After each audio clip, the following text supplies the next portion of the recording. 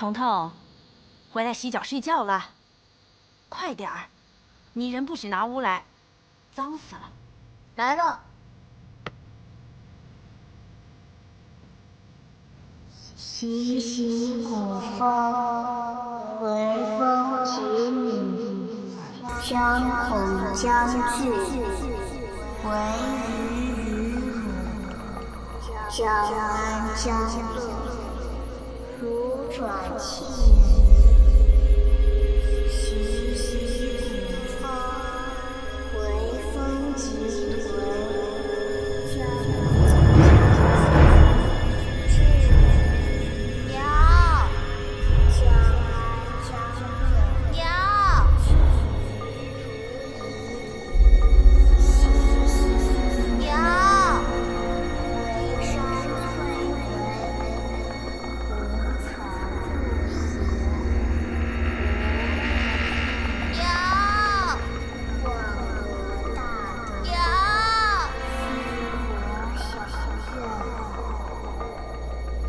将恐将惧，至于将安将稳，至于。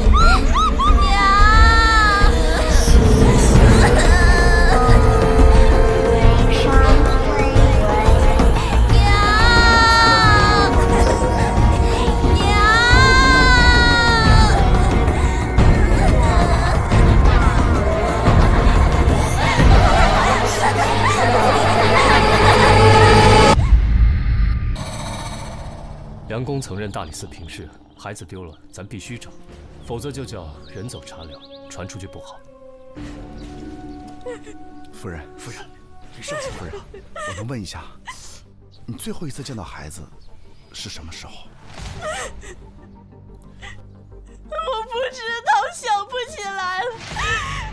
你一定要帮我找到孩子的下落，我求求你了。夫人，冷静一下，夫人。 生前在大理寺干了一辈子，你们欠他的。老梁家4代单传，不能绝后啊！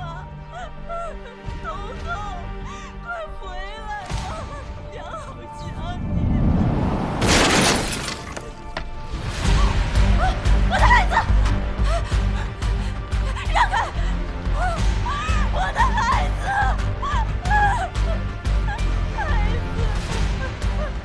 夫人请节哀，我们一定严惩凶手。彤彤，你这一走，娘也活不下去了，你回来呀！哎，你别生气了嘛。那只野鸡是我用来做标本的，你凭什么吃了？难得找到品相这么好的，真讨厌。哎，双叶，哎，你们就是缺了只鸡嘛，我陪你吃鸡呗。去死！哎，双叶。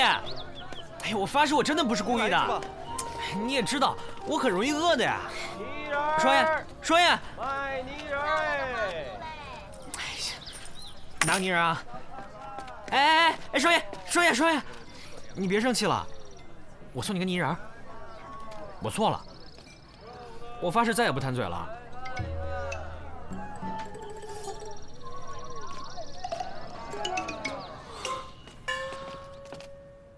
前脚听见孩子叫娘，后脚出门，孩子已经变成泥人了。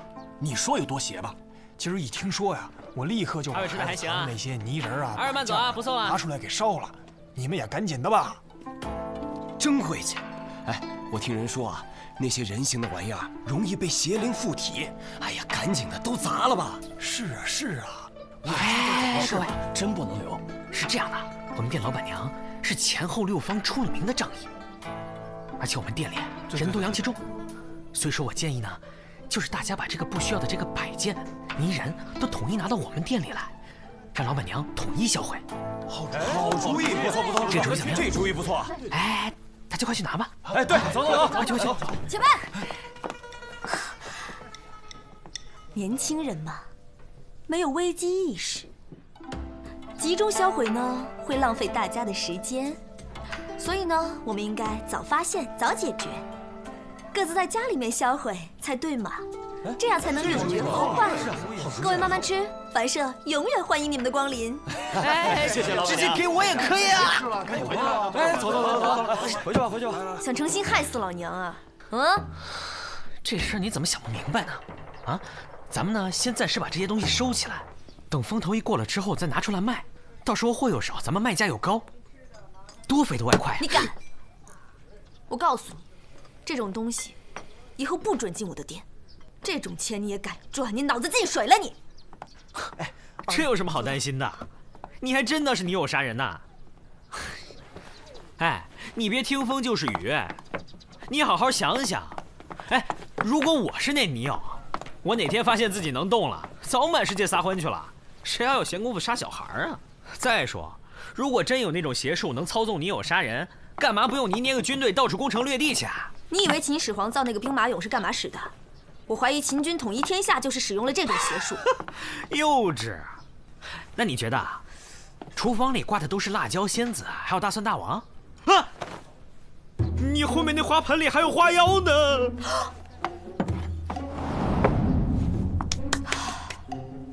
总之你说吧，如果不是你有杀人，还能是怎么回事？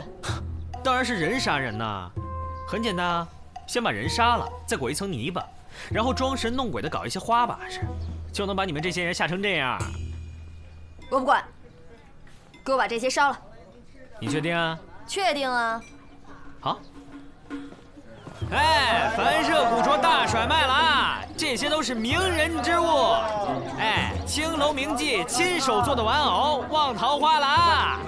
这是前朝才女家里的摆件，摆在家里文思如泉涌了。世间仅此一件，时不再来了。哎，大哥，哎，这是大哥，过来看看。哇，这可都是高级地摊货呀！我不买东西，不买东西，我找人。哦。你找人啊？你找谁啊？这牌我都熟，我是这儿老大。我想问一下，黄三炮在吗？哎，你找他呀？找他去大理寺啊？这儿是凡社。我刚就是从那儿过来的。府上人说他去办案了，还说兴许这儿能找到他。找他什么事儿啊？我可以帮你转告一下。是这样的，今早我一起床就发现孩子不见了，这到了中午孩子还没找到，我去报官，可是官府不受理，还说让我自己好好找找。我想着三炮认识的人多，说不定能帮我打听打听。你家的孩子也丢了？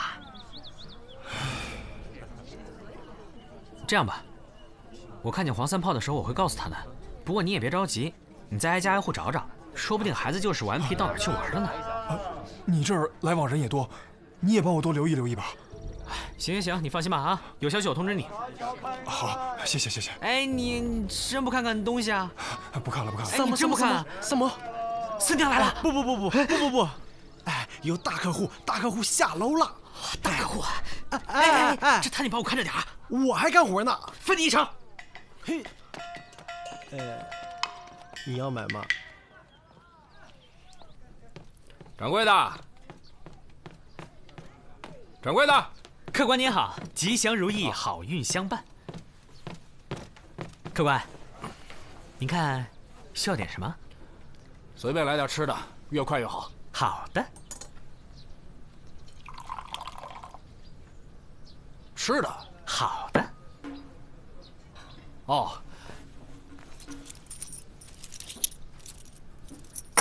啊。幸福终身，健康如意。那个，这位是我的大客户，挺卖力的呀，今天。给起钱来跟不识数似的，这2天光打赏就够我撑到年底的了。出头了，好好干。快点啊！来啦！清炖牛肉面，请慢用。这是我精心为你准备的。多少钱？300文。哦。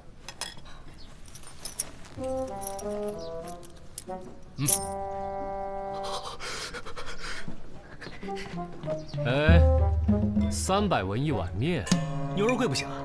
不要挡着我发财。哎呀，那泥人的案子听说没有？我看不去，我现在除了赚钱哪儿都不去。不去啊。好。这位客官，要不要再点点什么？我们这里还有很多好吃的，最重要的就是价格公道。您看看。我们这是私房菜，不需要看菜单，是吧，客官？哦，我这就够了，谢谢啊。嘿嘿，祝你好胃口啊！哎，健康如意。哎，客官，哎什么哎呀？诚心捣乱是不是？去不去？不去。不去别想发财。哼，不发财就不发财。哟，还想打人？打人了！大理寺卿打人了！李少卿，看看哪些家具趁手，先把账结了，一会儿往死里打，砸坏几样赔几样。好的，算你狠。哎，去不去啊？有明案。哎，老大，我全查清楚了。我跟你说，你那么冲啊？啊？不是，离远点说。我这都是他娘的。骂什么人啊？不是我这都是孩子他娘，在我身上蹭的鼻涕眼泪啥的，所以身上都是胭脂纹。不是，我查清楚了，知道吧？我在这个孩子他娘哭昏之前，我就已经问出来了，他这个泥人在哪儿？去，在哪儿买的？我知道。结果那个商贩我认识，知道吗？他肯定是凶手。怎么说？我跟你讲啊，就是他过去，就是他在3个月前吧，他那个孩子啊生病死了。这个孩子呢，跟那个孩子呢长得差不多大，所以说呢，他估计看人家孩子和和美美的吧，又悲痛又眼红，一时脑子不清楚，就下了毒手。不，我看你脑子不清楚吧，被胭脂糊住了，赶紧把这身衣服洗了。不是老大，我分析的不对。去，洗。不对吗？不是，在这洗不花钱吗？去。啊。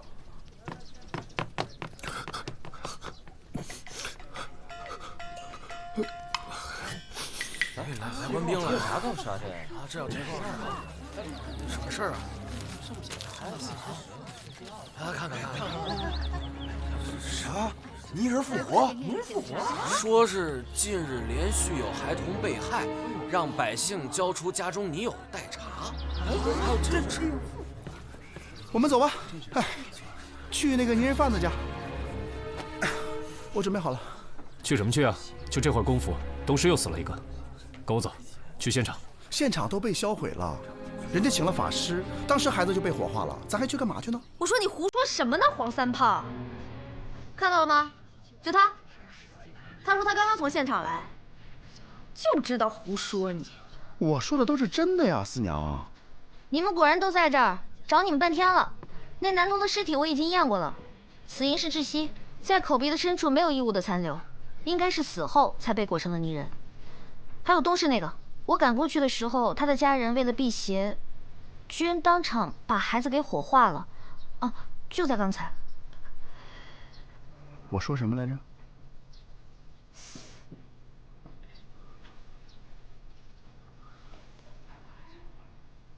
三炮，你刚在洗澡啊？洗了。你怎么知道的？我大理寺黄三炮，长安城人气小王子炮哥，岂是浪得虚名？别废话，到底怎么知道的？我刚才泼洗澡水的时候，有7、8个人过来跟我说这事儿，然后东拼西凑的，不就知道了？无他，耳尖罢了。那炮哥能去长安了吗？走吧。萨摩多鲁，走，跟你炮哥去办案。老大，请。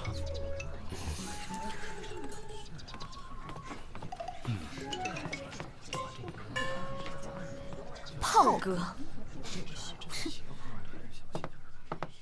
冤枉啊，官人，我啥都不知道，为啥抓人啊？总得给个理由吧？冤枉！住手！冤枉！李少卿，我等正在捉拿泥人案的罪犯。哎呀，冤枉啊，官人！小的昨天晚上家里进了贼，丢了好些粘土，可是官人们不听我解释，非要把我抓走啊！这李少卿，我等刚刚查过，这人昨日刚进的货，今天就丢了2大袋，现在眼看事情败露，有贼喊捉贼，把他抓回去审问，定能结案。也就是说，动机明显，罪证确凿喽。动机是他嫉妒别人家过得好，罪证是不知道原料被谁偷走了。案子分析得不错呀，炮哥。把他放了吧。啊，是，走。带我们去看看放原料的地方。好的，官人，就在前面。昨晚你有听到任何响动吗？昨天白天吧，生意不错，我那一时高兴，提了些酒回来，就和妻子呀喝了点儿，早早的就睡下了。哼，卖泥人儿真能赚钱呐！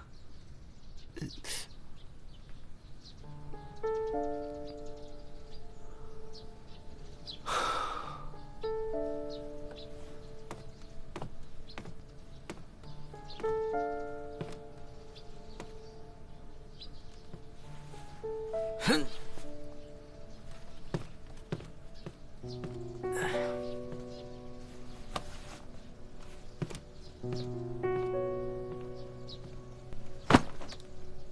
这么个袋子，能把一个孩子包裹进去吗？应该差不多。丢了多少？丢了2袋，都是上好的紫泥，长安城只有我才用。哎，那么说，不会再有命案发生了？收摊，土遁。干嘛？脑袋撞门框了？老大，走。子苏，什么事情连萨摩也要瞒着？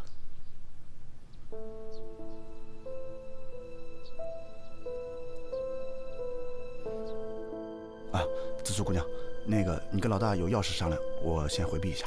等等，子苏，三炮你都信不过，那也别信我了。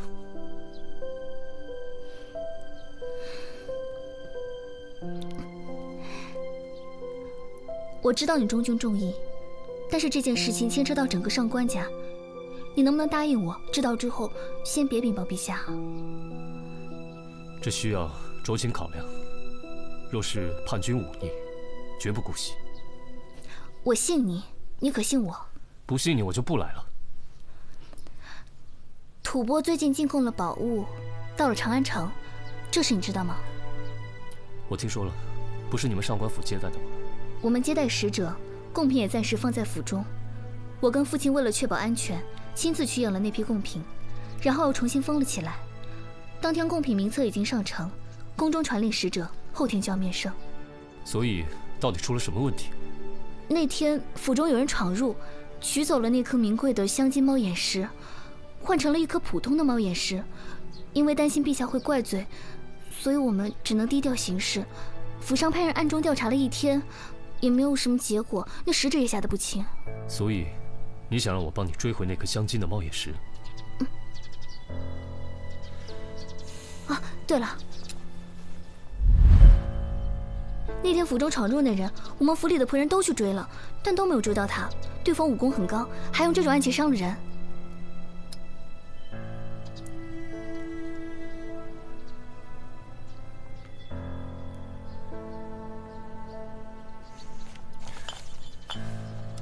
这是猫眼石，这是贡品名册的副本。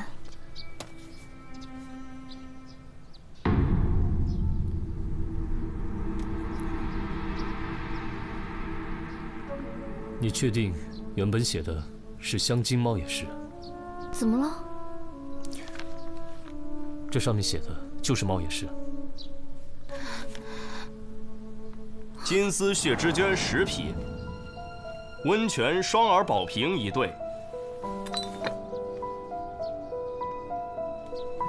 猫眼石1颗，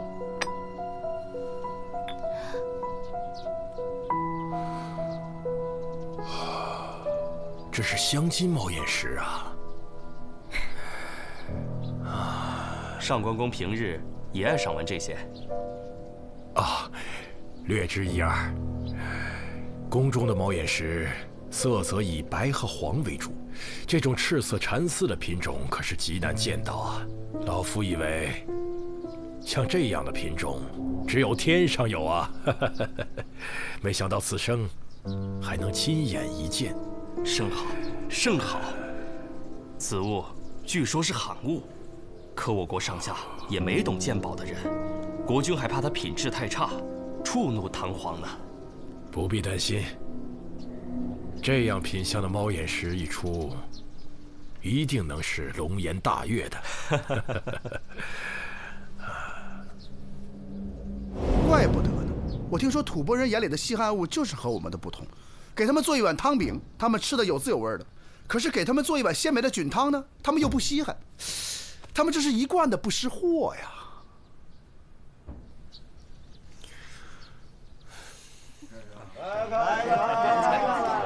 客官，两位里边请。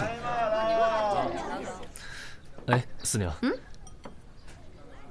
你知不知道有哪个门派是用这个暗器的？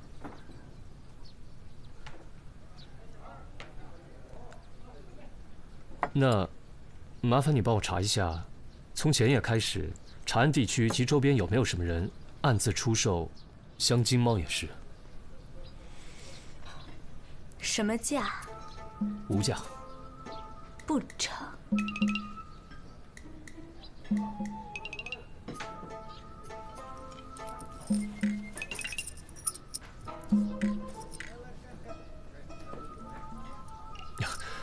紫苏会来跟你结账。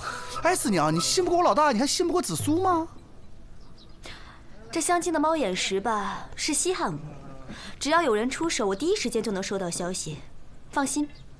但这件事事关重大，一定要低调去找，千万不要声张。只要价钱公道。掌柜的，哎，这不是吐蕃的2头乌猪肉，你还敢卖这么贵？不信你们自己查，怎么回事啊？这。好你个萨摩多罗！你是不是想问猪肉的事啊？我正想跟你解释呢。本来呢，我想替你试一下真伪，没想到呢，你太抠门了，每次就买那么一小点，我一口就吃没了。不过没关系啊，我现在已经研制出了新配方，用那个绿豆泡水，然后呢打磨沉淀之后呢，把那个绿豆抹在猪肉上，你猜怎么着？味道特别的好。不过绿豆钱是我自己垫付的，哎，不过没关系啊，那咱俩这关系，绿豆钱就算了，哪怕你让我偷天换日，我也得硬着头皮去摘，不是吗？不过你听我说啊，这次的食客真的是嘴太刁了，原来这么多次都没有发生过这样的情况。不过没关系，我马上就去研制新配方，放心吧，等我好消息。我跟你，老大，快！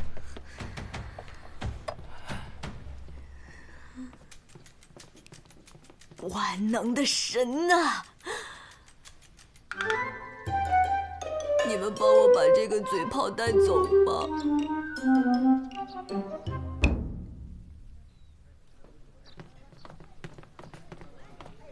美好的一天又开始了，客官，您休息的可好？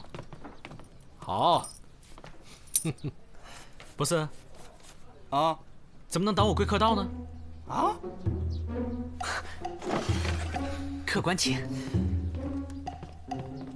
哦，对了，再帮我续3天房。好嘞。您今天出门大吉大利啊，事事成功，事事顺利。帮我贵客续3天房。我突然有点心疼他。你是要在这3天，把人家一辈子的积蓄给榨干呢？老天爷赏赐我的，天道酬勤。小撒，跟我去办。你老大呢？老大跟紫苏姑娘去办别的案子去了。是不是他们那个案子悬赏更高，拿的更多啊？走，算了吧，人家办的可是机密要案，就你。好。对了，我跟你说一声，现在那个泥人案件归我负责，你我的了。是吗？恭喜啊！该干嘛干嘛去吧。哎，不，我不带跟班的出门怎么能威风起来呢？跟你老大办能拿钱，跟你屁都拿不着。钱照付，表现好了有红包。走着。红包。有你啥事儿？少卿，这条路线就是那晚追小偷时候走的，往那边。那小偷就沿着墙一直往前来着。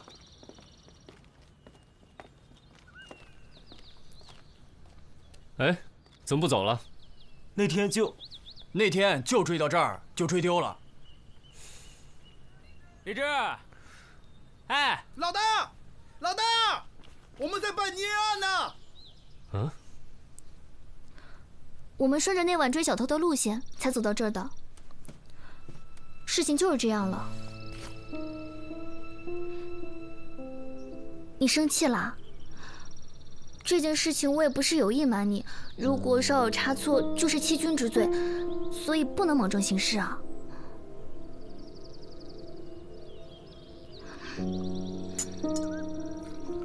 小子，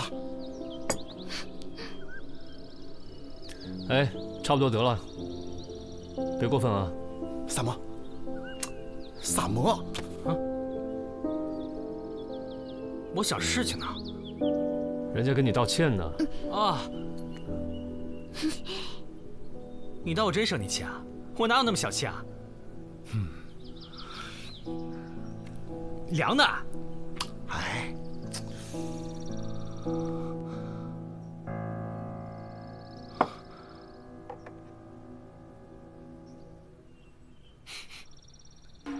老板，哎，来了。哎，你们家昨天你和你夫人喝酒的时候是用的这个茶杯吗？是啊，我们家不常喝酒，所以呢，家里边也没个像样的酒具，酒杯酒壶呢就用茶具来凑合了。哎！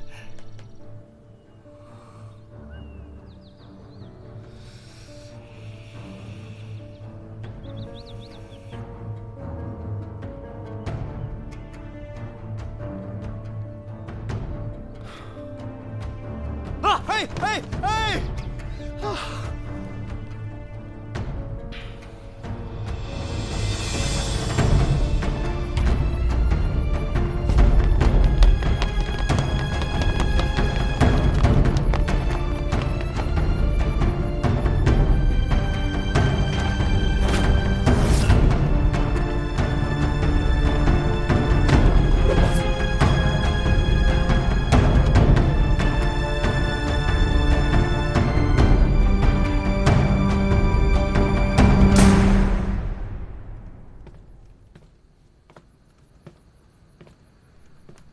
告诉你，老实点儿，别逼炮哥动刑。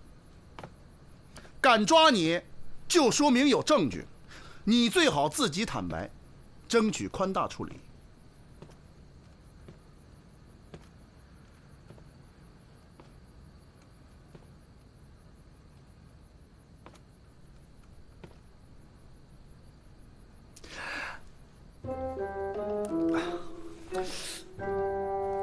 我放心。你早说呀！要没有你这出，我不仅听完了，走路都走回家了。我想试试吗？我以为从结果推前面是没问题的，结果推来推去，哪条线也勾不到他身上啊！来，小撒，你来。首先呢，李治受到了我的启发，觉得这个吐蕃的猫眼石丢的不太寻常。你给了什么启发？还想不想听啊？还想不想回家？啊，好说。真正的小偷偷东西呢，是不会再想着拿其他东西顶上空缺的，只有内鬼作案才会如此。所以上官府的人和使者一行人都有作案的可能性。但在子苏和李治查看贡品名册副本时，发现名册上写的只是猫眼石，并没有说是香煎猫眼石，因此闯入者才没有大胆地制作外观相仿的赝品，而是拿了一颗普通的猫眼石顶替。加之上官府查验时，使者并没有确切地念出名册上的内容，于是嫌犯必然是亲眼见过名册具体内容的人。上官府方面只有子苏和其父见过名册，随后名册便被封好，上呈入宫。至于副本嘛，一直保存在使者处，没有旁人动过，直至事发。那这也没有嫌疑人呢？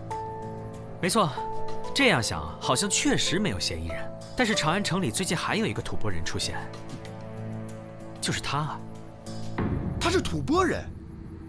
你怎么知道？这位客官第一次来到我们凡舍的时候，我就知道他是吐蕃人了。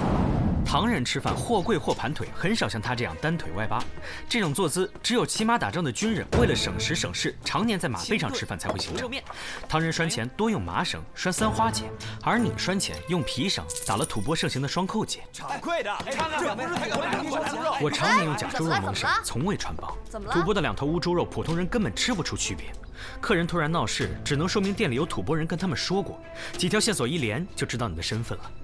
好，就算是吐蕃人，那你也不能一口咬定他就是凶手啊。他衣服上有紫色泥点，指甲缝里也有。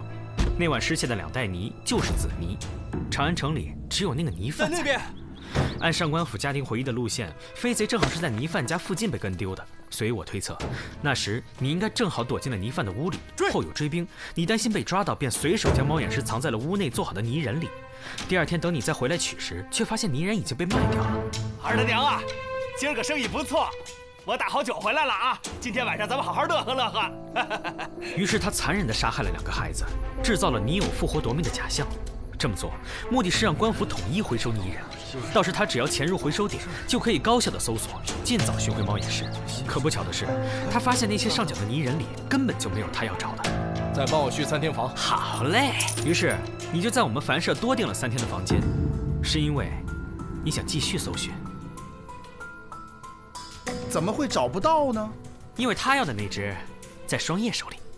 这是我为了道歉送给双叶的泥人，但昨天双叶一直忙于和我们探案，所以忽略了官府的通告，没有及时的把这个泥人上缴。哇！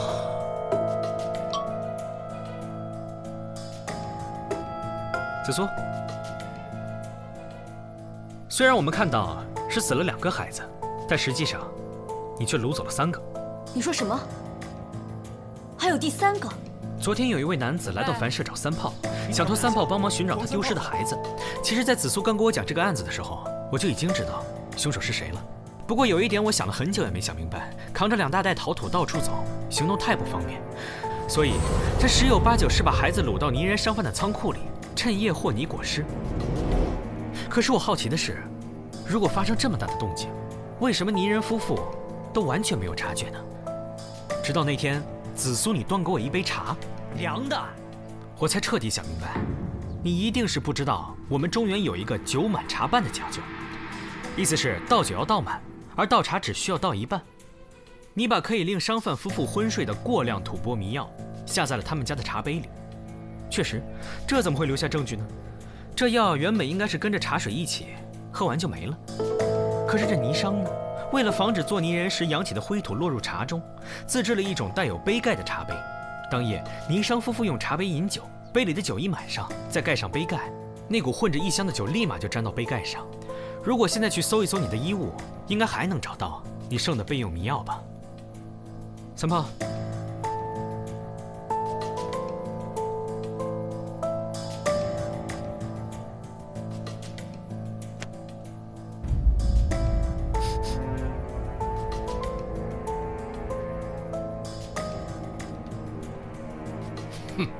就算有这些迷药，你们也不一定治得了我的罪。我是吐蕃的将军，是我们君王派我来暗中保护贡品的，还不快给我松绑！你有豁免权？这是什么意思啊？意思是，我们不能审讯他。他如果能算是外国使节的话，就享有豁免权。若是在陛下面前没有足够的铁证，他又拒不认罪的话，我们就放他走。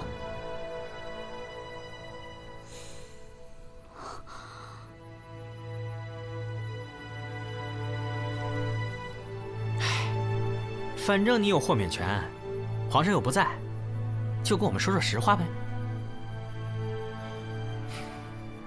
确实是我国君王派我来的，目的就是为了追回这颗猫眼石。可是当我快马加鞭到了长安的时候，名册已经呈上去了。为了不惊动唐王，我才想到了调包计这个计划。为什么要追回那颗镶金猫眼石？你们有所不知，这颗镶金猫眼石上所镶嵌的乃是上古神兽玄武。玄武有长命100岁之意，本是极好的寓意。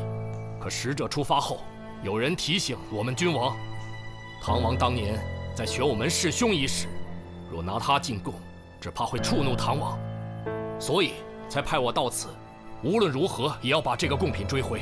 你说什么？所以你们就为了这么个不着边际的说辞，残忍的把那几个孩子给杀了吗？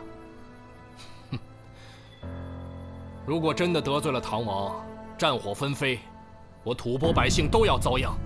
用3个孩子的命，换我整个吐蕃百姓安危，我想，这笔买卖还是值得的。所以说，3个孩子的性命在你看来就是笔买卖吗？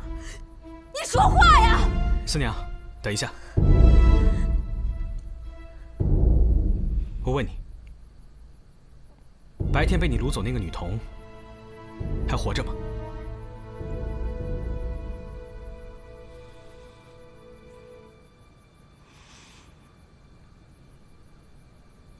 你没有理由杀害她，所以那个女童她还活着，对不对？你都已经有豁免权了，为什么还要多捏一个筹码呢？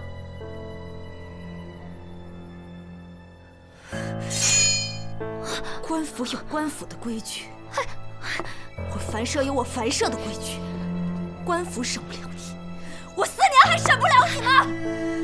让你事事公孙四娘的才行，你就该知道你有多珍贵了。等等，四娘。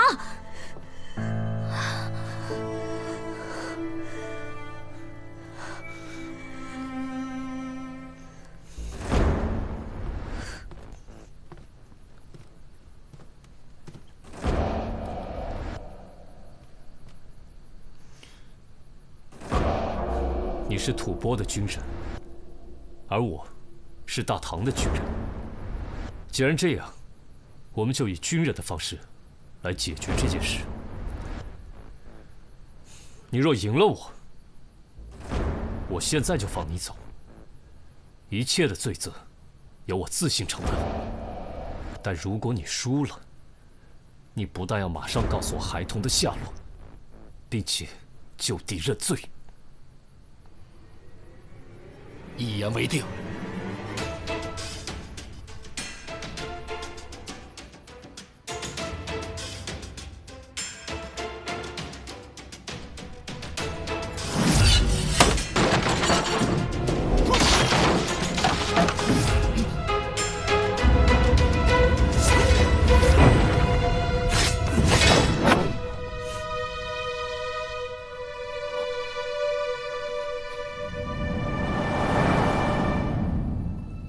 还有什么好说的？我无话可说。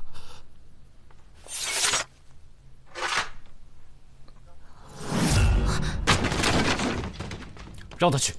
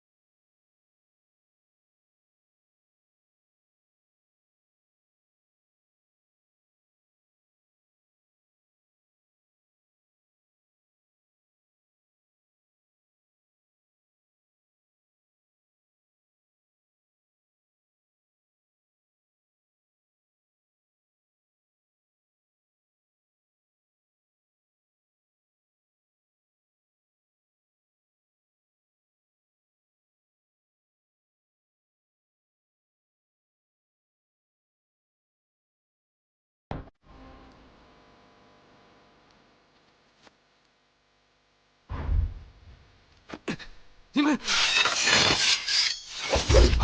要见见好阿娘，我要回家，我要回家。